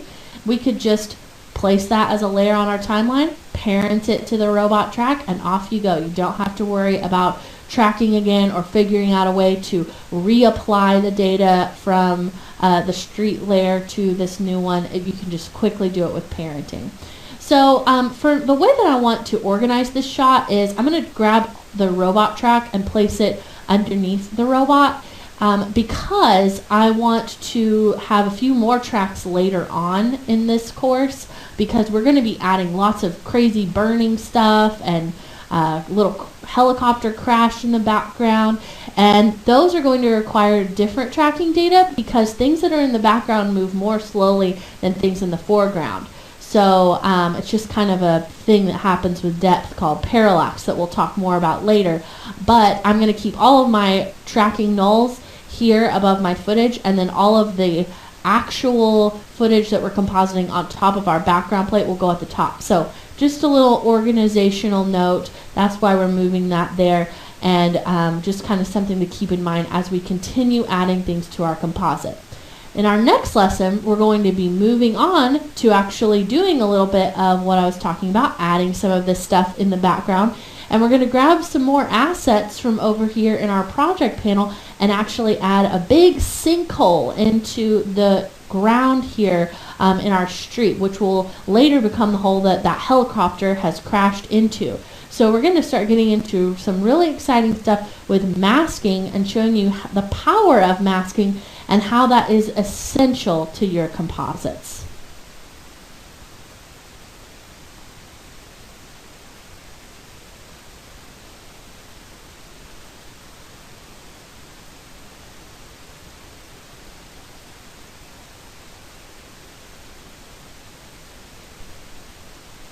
In this lesson, we're going to learn about masking. Okay, so what we need to do is grab a new layer that we're going to place on our timeline. So let's come over here to our photos folder, and just really quickly to make a distinction, it doesn't actually become a layer until you've placed it on the timeline. While it's over here, it still would be considered a file or an asset. So just to keep that in mind, the asset that we're going to be grabbing and turning into a layer is going to be this sinkhole. So grab that sinkhole JPEG, and we'll left click and drag it beneath our robot, above our robot track. Now the reason I want it beneath my robot is because I want it behind my robot, which is my foreground, but on top of my background, the street background, okay? Now you'll notice it's a little bit difficult to be able to see this, see the edges, because it's pretty large. So let's scale it down a little bit. I'm going to come down here and we'll take a look at our scale property for our sinkhole, and we'll just start kind of dragging this down right in here around that size. Okay, so we're at around 38%. Now, you don't have to scale something perfectly uniformly. So right now it's 38% tall by 38% wide. But we can also scale it ununiformly by maybe grabbing the top edge and bringing that down like that. So now you can see that this one is 38 and this one is 35. So if you do this up here in your composition where you're scaling it differently, you see what's happening is I'm kind of causing this to now be more parallel with the way that this street is set up, because you'll notice that here I have this line along that back that I can tell is a line along the ground, And if I want to line that up with the lines I have on my street here, you see that's about the right size. Or I could maybe even make it a little bit closer by doing that. And now I'm actually aligning this edge, and that looks actually a little bit better, a little bit more parallel, like it could actually belong in this scene if you can use your imagination for a moment and block out that edge. Looks like that hole could really be on the same ground plane as the plane that our robot is on. So we can change the scale in a way that's not uniform. So that's kind of the point of that. We can do it here in the composition panel by grabbing one corner and not holding shift. If you want to change it uniformly, you can hold shift while you click and drag and it will be uniform. Grab one corner and you can move it by itself and it will not be uniform. Now, if you want to change the scale down here, it's always going to link these. So now that it's not being scaled uniformly, you see that there's always going to be that offset there where they still are going to scale up and down together because they're linked. So there's a little bit of difference between doing it uniformly here and here. So the way that I can have total control over one axis over the other is to click this little constrain proportions, which is going to break that link and allow me to scale it differently here. Okay, so once you're happy with the position of this and the scale, which I was playing around with some values earlier and I found that about 17.3 for that Y scale and then about 32.3 for that X scale was perfect. Really made that feel great right there, like it's really lying on the ground. And then for the position, this is actually, it's pretty close, but I want to move it over into the middle of the street a little bit more. So the way that we can do that is just kind of by changing some of these values. So let's get it into position, keeping in mind that this is going to be where the helicopter crashes, and so we need to have it far enough back that we do feel like the helicopter isn't the same size as our robot. So even though it may look like it looks a little bit too high, you might want to put it here so that that edge is, staying on the concrete. Know that we're going to be masking this in a moment and it's all going to work out. Okay, so I'm going to put it right about there, and for a second let's turn off our robot's visibility. Okay, so now we're getting to the good part. We're going to start creating our mask. So if I zoom in here, you can see the areas of our original picture that need to go so that we can integrate this into our new road here and look like we've put a hole in the road. So to mask, you're going to come up here and grab the pen tool. And you can also mask with the rectangle or the rounded rectangle or the ellipse tool. I'm just left clicking and holding to look at all these options. But in my case, I need to create a pretty customized mask because of the jaggedness of this hole. So I'm going to use the pen tool, and that's going to allow me to create a very customized type of look. So I can middle click to toggle away from that pen tool to kind of move this around. Let's start over here on the far left side. So I'm just going to click, and you'll see what happens whenever I click is a mask drop down is created, and we've got all these different properties for that mask, and also a dot is created, which is a point in that mask.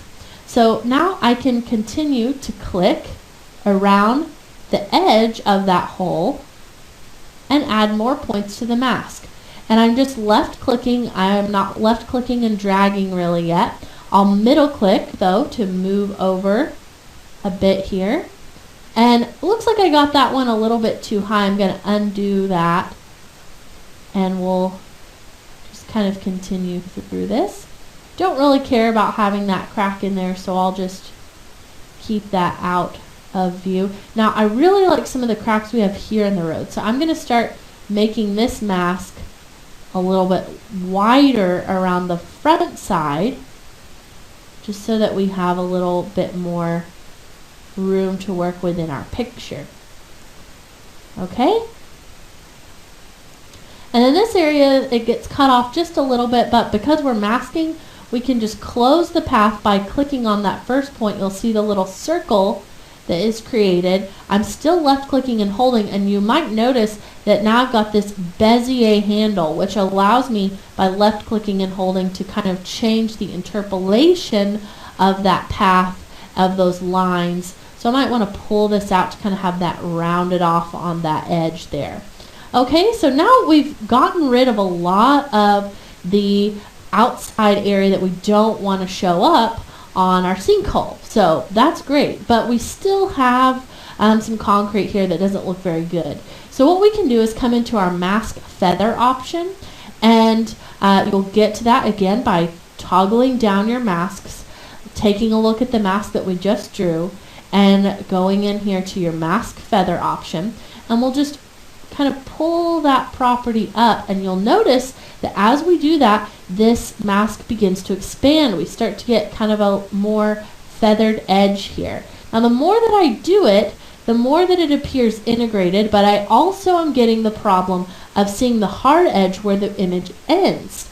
So what I can do is use another property called the mask expansion, and I can expand it to go in this direction to the outside of the picture.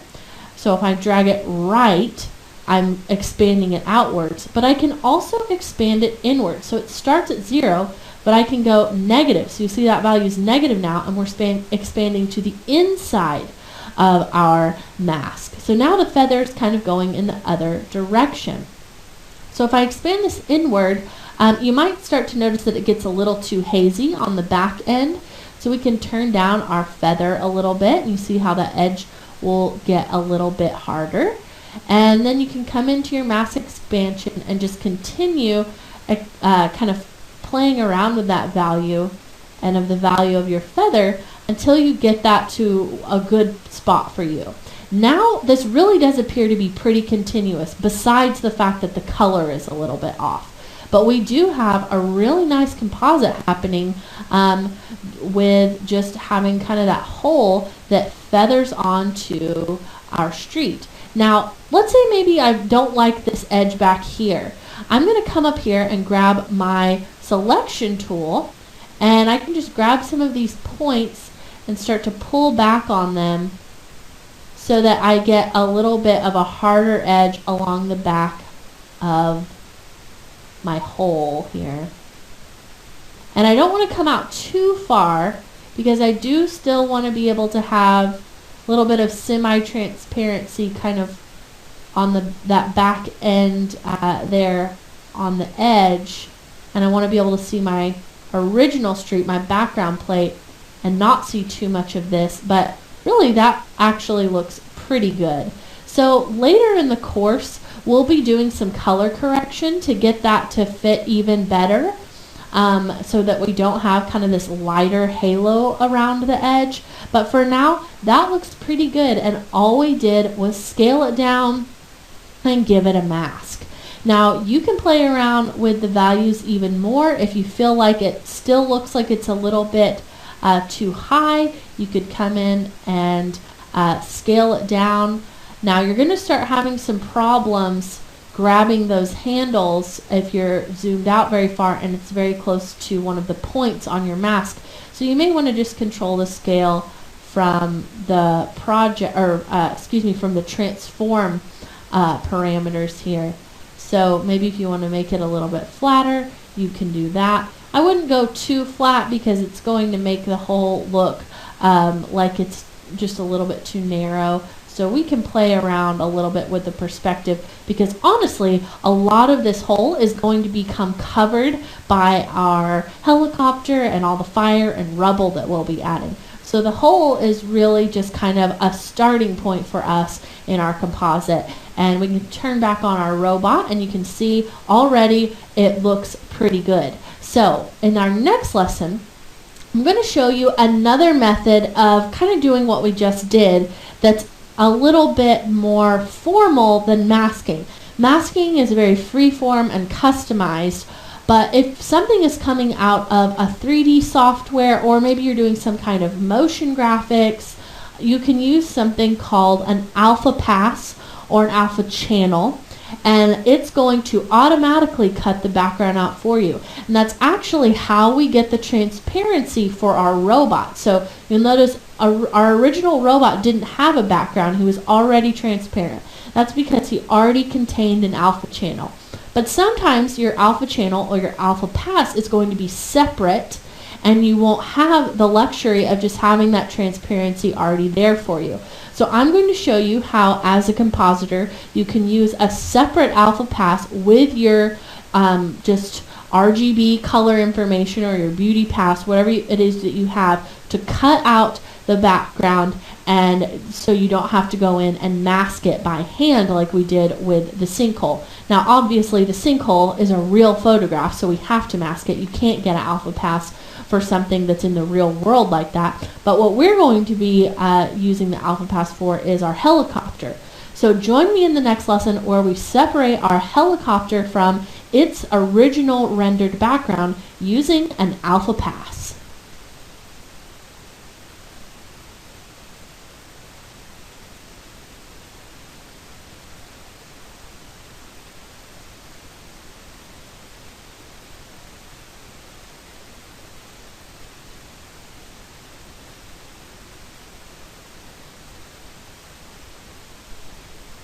In this lesson, we're going to learn about using an alpha pass. Okay, so in our last lesson, we learned how to mask an image. And we learned that the outside of the mask, in our case, became transparent. And that's the key of an alpha channel. You're going to have some areas that are transparent and some areas that remain opaque. So how do you get an alpha channel? Well, there's a couple of different ways to make them. You can make one yourself inside of After Effects, maybe if you're doing a motion graphics piece, or if you're in a 3D application, a separate alpha pass can actually be rendered out for you. And whenever they're not rendered out as part of the color information, we have to assemble them together here in After Effects. So this is a very vital part of a compositor's workflow. So let's get started and figure out how to use this alpha pass. So first, to use it, we need to have our color image. So come over here to your photos folder and grab your shipcolor.jpg, and we'll just drop that right on top of the robot here in our stacking order on the timeline. So what you can see here is an image of our ship, and it's been rendered out with a background. So when it was rendered, they rendered the whole thing right out of the 3D software, and now we don't have any kind of transparency because of this background. I want to have a transparent background because I want to be able to make it look like this helicopter crashed into that sinkhole we made in our last lesson. So we can use that ship_alpha to actually cut the ship out of the background. So what we'll do is grab the alpha and place it on top of the ship color, and you can see how they overlap and how we have black and white pixels. So the black pixels tell After Effects that we want that area to be transparent, and the white pixels we want to be opaque. Now we can choose a few different choices here for the way that it uses those, but typically alpha is perceived as white being visible and black being transparent, but you can reverse it actually if you need to. So to be able to use this, we have to use our track matte functionality. So that is going to be located in the other type that we have down here. So we've got switches and modes, so you want to click that to toggle over to your modes. So you want to be able to see these options here. So the first thing to pay attention to is your stacking order. And we actually already have that right. We have the alpha on top of the color, which is the way that you need to have it set up, because the color is what's going to control the track matte. So this color has this drop down right here that says track matte. And it defaults to having no track mat. But if we open that up, you see we have these 4 choices. So we'll get slightly different results based on whichever one of these we choose. In my case, I'm going to want to use a Luma Matte because I want that inner part that's white to remain visible, and I want the outer part that's black to become transparent. So I'll click that, and you'll see that it automatically used the information in the alpha paths to cut the ship out of the background. Now, if I move it, you'll see that we still have that hole being created by the alpha, and the ship basically it's almost as if it is moving behind that hole we've created. So I'm going to hit Control Z to undo that, and we want to go ahead and pre-compose these 2 layers together so that we have one helicopter layer to work with, or ship, whatever you want to call it. So we'll Shift select both of those layers. We'll hit Control Shift C, and let's call this ship, and we'll go ahead and say OK. And now we can move this layer around with its transparency however we like. So let's go ahead and get this positioned in our background. First of all, I want this behind my robot, so I'll move that down in the stacking order, and I'm going to turn the robot off for a moment so I'm just looking at the ship. Okay, so I want the ship to kind of go down into this hole, but obviously the hole is a lot farther back than I can really make this ship look like it is. So I'm going to grab the corner of the ship up here and hold Shift to scale that down uniformly, just like this. So we'll make it a little bit smaller and then kind of place it over here. Maybe make it a little bit bigger than that. And also, I think it'd be nice to kind of rotate this down.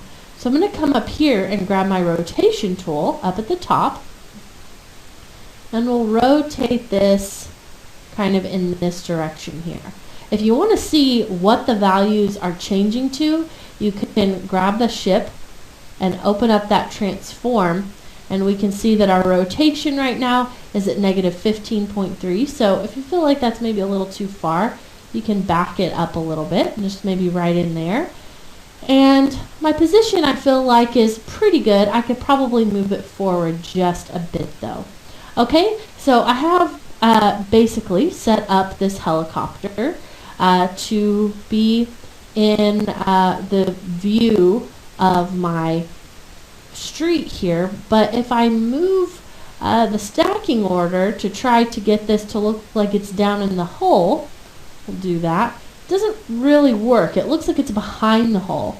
So what we need to do, move that back, is to actually create a mask for this layer that we can then use to make it look like this piece is down in the hole. And this is where pre-composing is really important, because if we only created a mask on, let's say, our color layer, we might have an issue with it working properly with the alpha channel, or if we'd only created the mask on the alpha channel. It's just better to pre-comp those images together, and then we only have to worry about one mask on one layer. Okay? So let's actually turn the opacity of the ship down so I can see the edge of the sinkhole, and then we'll be able to turn it back up after we're finished drawing our mask. So this is a technique that I like to do anytime I need to see through an image but still be able to see the image somewhat. So we'll toggle that open, and we'll just take the opacity down a little bit, just like that, okay? And then let's grab our pen tool, still having that ship layer selected, and we'll just start coming in here and finding that front edge that we want to have. So right in here is where the front edge of our hole is, and that's where the helicopter would begin to appear, coming like it's coming out of the hole. And I need to zoom in. If you want to zoom in on a specific area instead of just rolling your mouse wheel, you can hold Alt while you roll your mouse wheel, and it will zoom to wherever your cursor is. Now here I maybe want a little bit more of a curved line, so I'm going to left click and drag to pull out those handles for that Bezier shape now. Okay, then I'll middle click to kind of pan over, maybe zoom out a little bit. We'll get a little bit more of a curve in here. So this one's kind of more important for it to be precise than we were originally masking out. Now in this case, I've kind of reached an area where drawing this mask is difficult because I pulled out those handles, but now if I want to move up here, you'll see this doesn't really make the right shape. So what I can do, I'm going to undo that a couple of times, is I'll do the same thing, but before I let go of my mouse here, I'm going to hold down the Alt key, and then I can point this handle in whatever direction I want. So I'm going to point it in the direction I want to draw, which is right up and over that curve. So now I'll be able to draw that in the right direction. Again, I need to go up again, so I'm going to hold Alt. We'll point it in that direction. And then we can start really easily and quickly using the Alt to adjust the way that that mask is pointing. Okay, so you see there's a gun coming out of the ship here, so we need to make sure we get far enough away with our mask to cover that up. And we're not going to actually see the crash, so it's fine. You can just have that as big as you need to down here. And then I'll just close the mask by clicking that first point. And now we run into an interesting problem. The way that our mask is defaulting is that we always see what's inside of the mask. So I could have drawn the mask so that this part down here came up above the helicopter, but if you don't do that, there's a really quick and easy fix if you drew it in the kind of opposite of the way that it is looking. You see how it's opposite. The outside of the mask is what we actually want to see here. So what I do is I'll toggle down this mask, and instead of having the mask set to add, I'll change it to subtract. And now we can see that that mask is basically covering up the area that we don't want to see the bottom of our helicopter. And then we'll just come down here and turn our opacity back up on the ship. And if I grab my selection tool and just left click to deselect, it really starts to look like there is a helicopter in this hole in the ground. So we can turn back on our robot, and things are coming together really nicely for our composite. Now, it's true that that helicopter is moving along with the road in the way that our robot used to, but eventually we'll fix all of these issues with tracking in the same way that we did our robot. But we have so many other things to incorporate into our scene, like rubble and fire, that will be kind of addressing all of those tracking issues at once in a later lesson. So don't worry about that moving strangely right now. We'll take care of it together later on. But in our next lesson, we are going to learn how to create a difference mat and how to continue using masks in interesting ways by using a garbage mask. So I'll show you what a garbage mask is, and then also how to create a difference mat in the next lesson. Now this is going to be really exciting because it involves an explosion. So stick around and we'll start creating the explosion that happens when this helicopter catches on fire in the next lesson.